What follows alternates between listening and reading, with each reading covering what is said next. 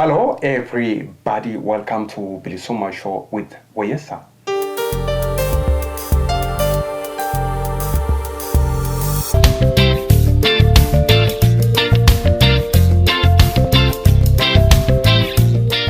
Did you notice that Oromo Medias here in the diaspora, some of Oromo Medias, remember not all of them, some of Oromo Medias protect OPDO members?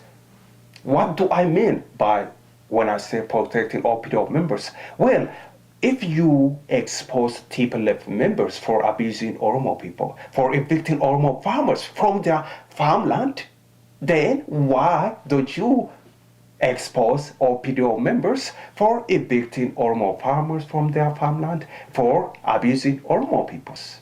Why?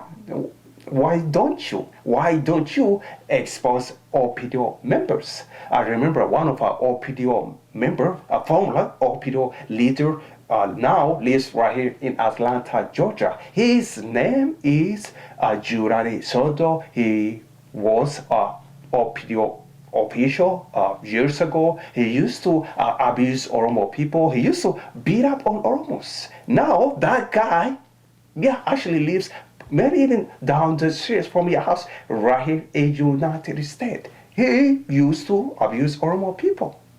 And he used to be OPDO official. You see, is that what's so hard about that? To expose OPDO members. What's so complicated? And of course, unless maybe you have been going home and buying land from OPDO.